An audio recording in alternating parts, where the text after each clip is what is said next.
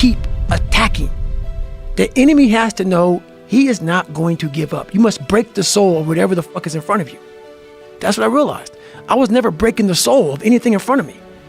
So that's why I came up with the thing called Taking Souls in my book.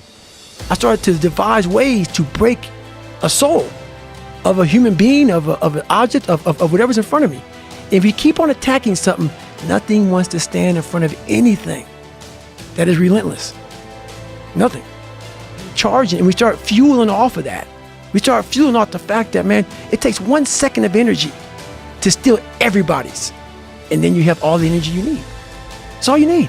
You need to look at someone's eyes. You know how it is when you fight somebody and you broke that motherfucker.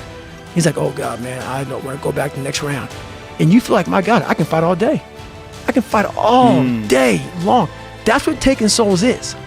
But you have to have the will, the heart, the courage to go that distance when you're exactly jacked up. You have nothing left to give and give more. That is an interesting thing about the mind, is that you can find inspiration, and when you find inspiration, when you get charged up, all of a sudden you have energy. That's right. It's right. It's weird. I talk about in the book also is about I learned how to control my adrenals.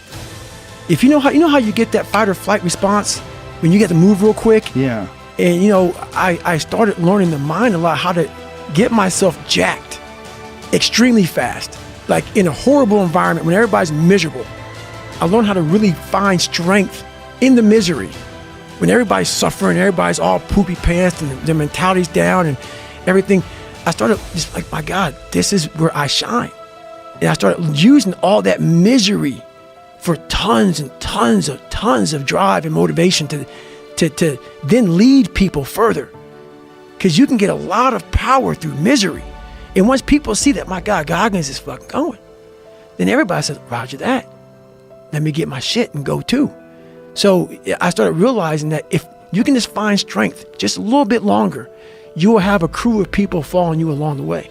So this 40% jumps out to me, as you say, only 40% of our true potential is what most of us are using. How do you get to that number? Well, the whole thing about it is that your mind has the ultimate tactical advantage over you. It knows your insecurities, knows your fears, it knows your self-doubts, it knows all those creepy spots that we want to stay clear of. So our mind keeps us from those spots. So the whole 40% rule is I was living my whole life kind of going away from those spots that made me very uncomfortable. Because my mind was saying, you're not good here, you're not good there, more than half the time. So what happens is when you get in these situations where you need more, it's like a car. A car has a governor. So, some cars have governors on. It can go 130, but the governor's set for 92. So you're sitting there trying to race a Corvette. The Corvette flies by, but you're like, God, I wish this governor was off. Our brain has a governor also. Whenever it gets to those fears, those insecurities, those issues that we haven't dealt with in life, the governor comes on and we can't go past that. Motivation is kindling. So basically what it is I may motivate some people today for this 4 minutes I'm on TV. Yep. Oh my God, I'm gonna do something, I'm gonna do that. Great. But let's say it's real cold out in New York City. Let's say it's 30 degrees. You go outside, you get your gloves on, you go for a 5-mile run. Everything I said is gone. That's motivation. So you write about how Rocky motivated you. That movie motivated you, but you had to take it that next step. So how do you do that then? Well, the thing about it is, it's about being driven almost to the point where you're obsessed. Because when you get to that point of being driven and possibly obsessed, you no longer care if it's 30 degrees outside. That wind chill hits your face, you feel it, you might go back inside, but to get more clothes on to go outside. So you have to find that passion, that purpose of your life is different for everybody. Basically, what you have to do is just look at yourself in the mirror. We are always, a lot of us are waiting for this magical thing to happen and fix our lives.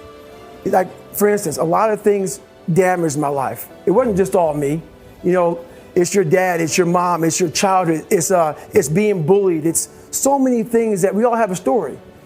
But what happens is we're always sitting in, I call it poopy pants. Poopy pants. Poopy pants. We're all sitting back, woe is me, kicking rocks down the street. Yeah. We're waiting for some magical miracle to happen to get fixed.